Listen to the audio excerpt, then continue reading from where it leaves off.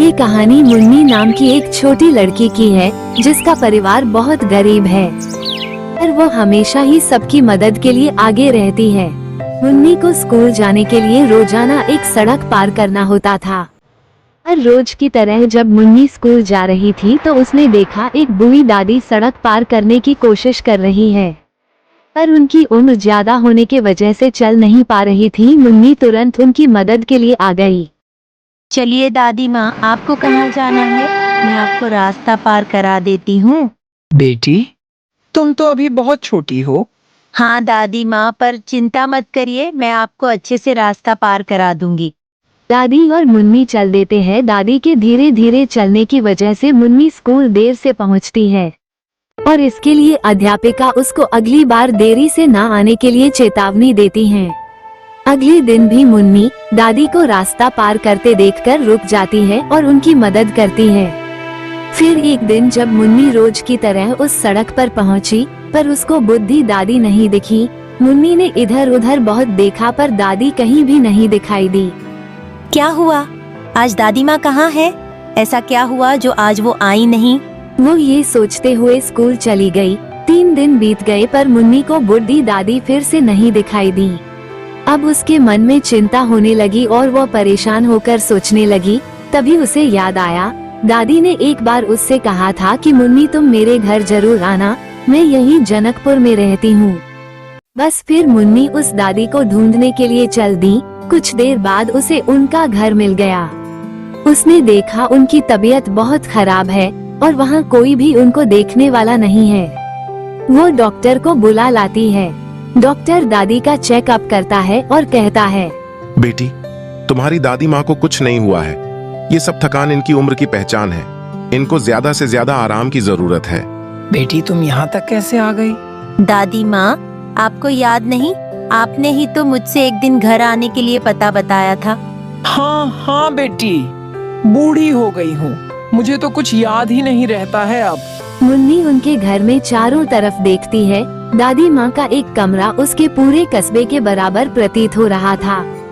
वो उत्सुकता से इधर उधर रखी महंगी चीजों को देख रही थी।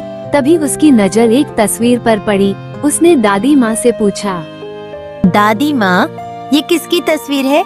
आपके साथ ये कौन है? मुन्नी बेटी, ये तस्वीर मेरे बेटे राजीव और उसके परिवार की है। क्या ये सभी आपके साथ रहते हैं? नहीं मुन्नी, मेरे पति के जाने के बाद मैंने अपने बेटे को अच्छी शिक्षा के लिए विदेश भेज दिया था, पर मुझे नहीं पता था कि उस दिन वह मुझसे हमेशा के लिए दूर जा रहा है। इस बड्ढे से घर में मैं रोजाना उसका इंतजार करती रहती। एक एक साल करके पूरे 12 साल बीत गए। फिर अचानक एक दिन मेरे दरवाजे पर एक बड़ी गाड़ी रुकी। राजीव वापस आ गया, पर वो खुशी ज्यादा समय तक नहीं रही। राजीव ने बताया कि उसने शादी कर ली है और उसका एक बेटा भी है। शाम को ही उसकी वापसी की फ्लाइट है।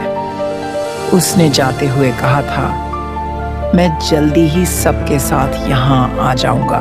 फिर क्या हुआ दादी माँ? बेटी, इसके बाद वह कभी नहीं आया। आज भी मैं उसका इंतजार करती हूँ। कभी तो मेरा बेटा अपनी माँ से मिलने मेरे पास आएगा। बस बेटी, उसी दिन की याद है ये तस्वीर। अरे बेटी, तुम रो मत, ये तो मेरा दुर्भाग्य है। दादी माँ, मैं आपसे दूर कभी भी नहीं जाऊंगी। मुन्नी देखती है कि यहाँ उनका ध्यान रखने के लिए कोई भी नहीं है। तभी वो जल्दी से अपने घर जाकर अपनी माँ को ले आती है। माँ देखो, यही है वो दादी माँ जो मुझे रोजाना रास्ते में मिला करती थी। माँ जी, आप घर में अकेले कैसे रह लेती है? और आपकी तबीयत भी बहुत खराब लगती है। नहीं नहीं, मैं ठीक हूँ अब। मुन्नी की माँ खाना बनाकर दादी को खिलाती है।